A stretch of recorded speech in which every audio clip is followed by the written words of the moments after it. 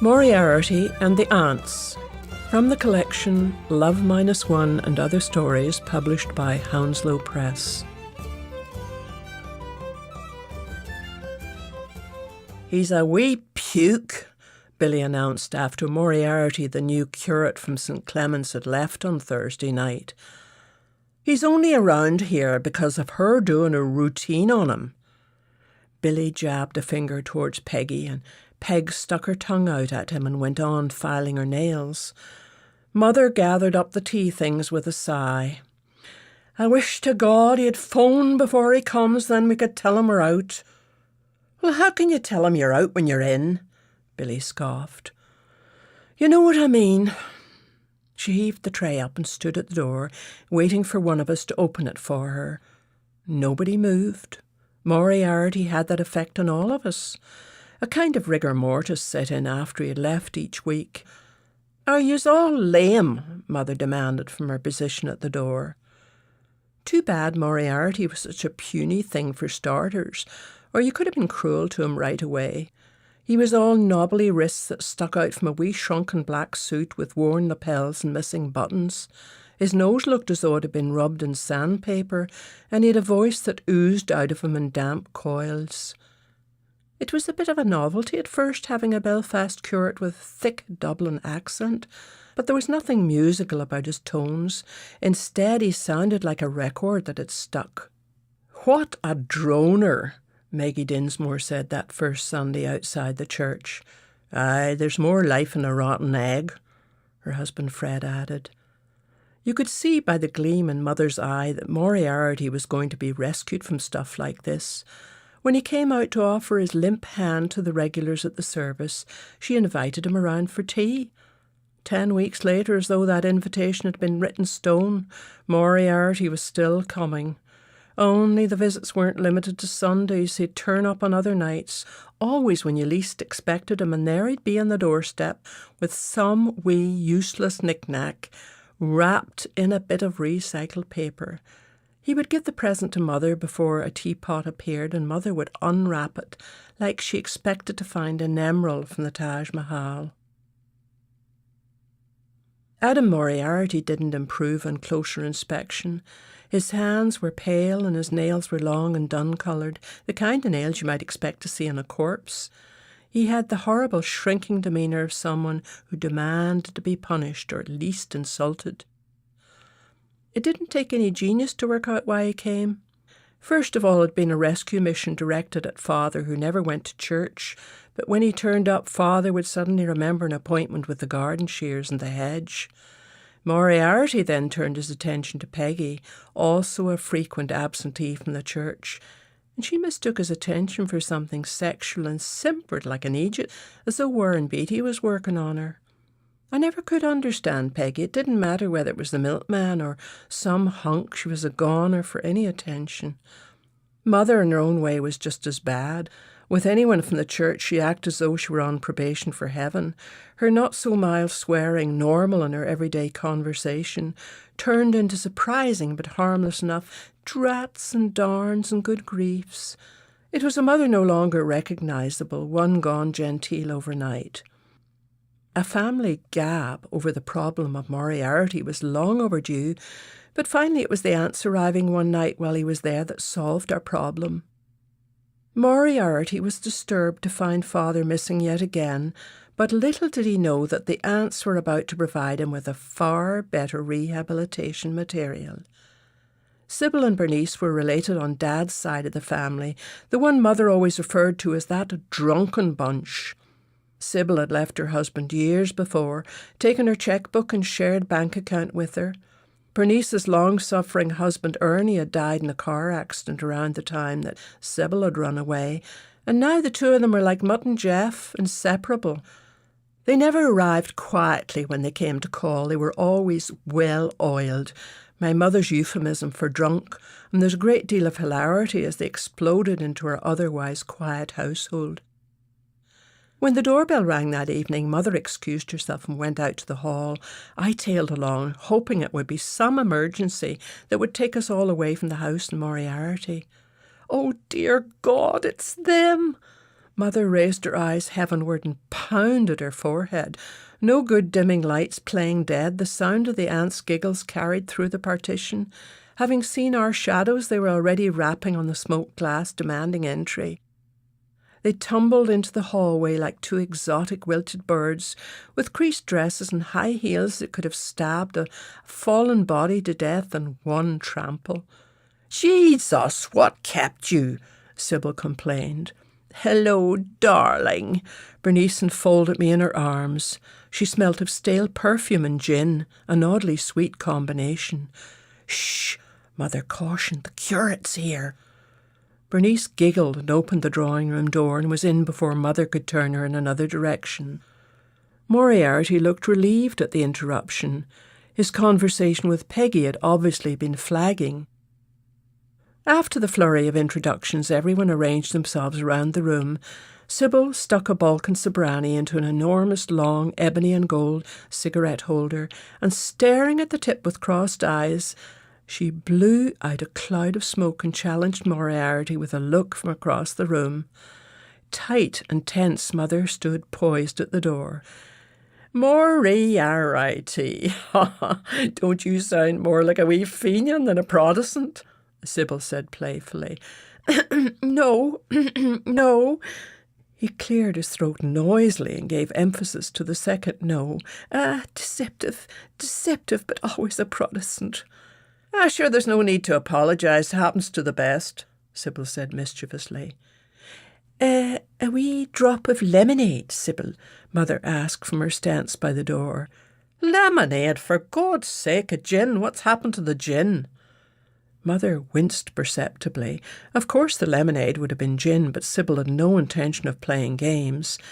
"Oh, right. Well, I wouldn't have thought of that." Mother's voice was faint and insincere.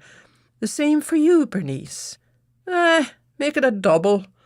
Bernice seemed to be further gone than Sybil. She never wore her glasses when she'd been drinking, and she had terrible trouble focusing her eyes. Right now she was squinting at Moriarty. "Reverend Moriarty," Mother poised at the door, "could I maybe get you a wee sherry?"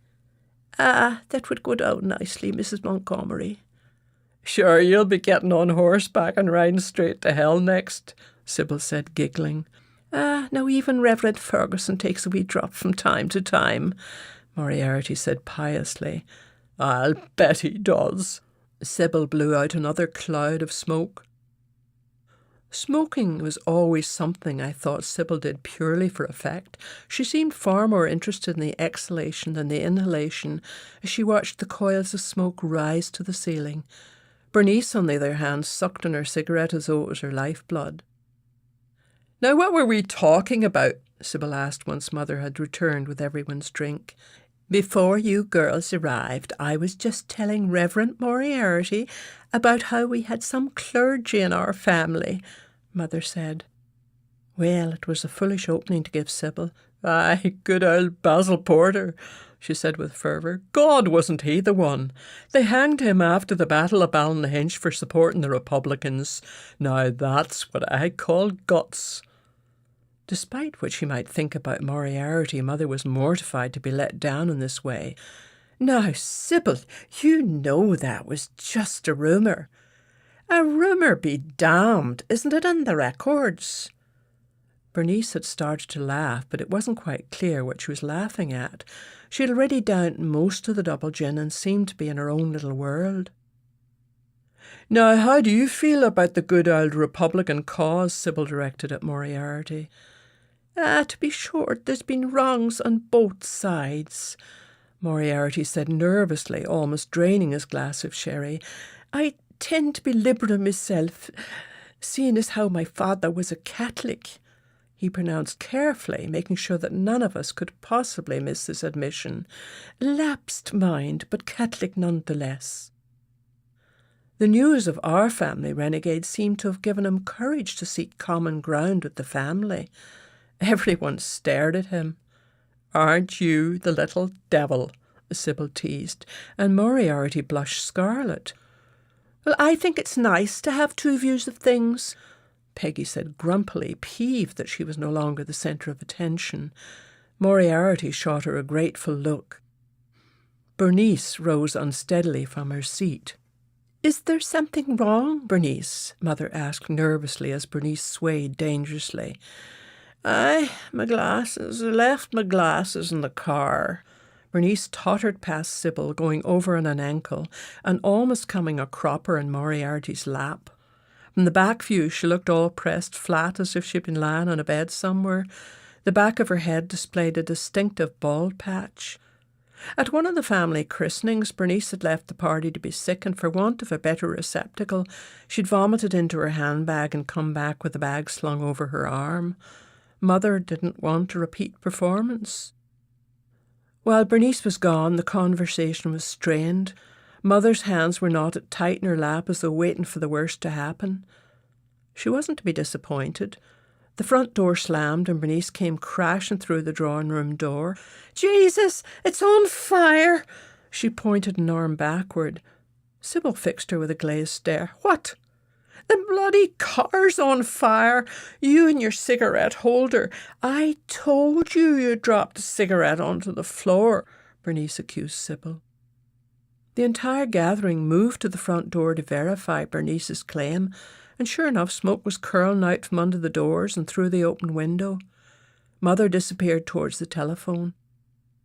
"Did you get the gin?" Sybil clutched Bernice's arm. "No, how could I?" "So you're just going to let it burn up?" Sybil was already down the walkway at an unstable trot, heels catching in the paving stones, arms waving in an attempt to balance herself. Moriarty took off after Sybil. "Mrs. Osborne, you'd better stay away. I heard tell of cars blowing up." Sybil paid no attention but flung open the back door and, battling with the swirls of smoke, plunged herself in to rescue the night's supply of gin. Mother, coming back from the phone call, rushed off down the path after Sybil. Moriarty made a feeble attempt to restrain her. "Stay away from the car, Mrs. Montgomery. It'll surely explode." Mother shook him off, her real feelings about him finally showing. She glared at him as though he was some kind of bug that had dropped onto her arm, that she might squash at any moment. Sybil reappeared from the car, the gin bottle held triumphantly aloft. Minutes later, a screaming fire brigade arrived. Little clusters of curious neighbours had now collected in the gathering dusk of the evening. I could only guess at Mother's mortification. Mother hustled Sybil onto the front steps again. Later, as we watched their less dramatic and very practical dousing of the fire, Sybil broke free from Mother's grasp. She waved the gin bottle at the firemen. "You were brilliant men," she said, beaming. "How about a wee drop for all your hard work?" Mother hustled us into the house. Moriarty, for the first time, had some colour in his face. He looked positively flushed from the excitement. "I don't know what you must think, Reverend," Mother said apologetically. "Won't you sit down again?" The excitement made him throw all caution to the winds. He held out his glass immediately when Mother offered him another sherry. Sybil returned shortly without the fireman but with the gin. "Mrs. Osborne, you must allow me to drive you home in my modest little rattletrap of a car," Moriarty offered Sybil enthusiastically. "Isn't that kind of you, Father?" Sybil's sudden transference of Moriarty to the Catholic Church seemed to go unnoticed. "Now that I'm not driving, I think we could top the drinks up," Sybil said, ignoring the rescued bottle of gin and holding out her glass for some of Mother's. Moriarty seemed to have forgotten about his preoccupation with our immediate family. Perhaps sensing a rescue mission, he was almost animated. His entire face had turned pink to match his nose. He was actually quite handsome. It was obvious that he had never in his entire life met a pair like Sybil and Bernice. Used to reverence, their sheer disregard for the cloth was distinctly appealing. They were totally outside the realm of his experience. You might say Moriarty had fallen in love again. But it was a love that promised redemption, nothing sexual. That was infinitely more seductive. The rescue of my father must have paled in comparison to the promise of Sybil and Bernice. Eventually, we saw the three of them off down the path. Moriarty in the middle, Sybil hooked on one side and Bernice on the other. the three of them stumbling ever so slightly amid a lot of giggling and laughter. Mother slumped onto the sofa when the front door finally closed and surveyed the disarray of the living room through the fog of stale smoke. "Bloody little hypocrite," Mother said, holding the sherry bottle up to the light. "He just about finished the sherry."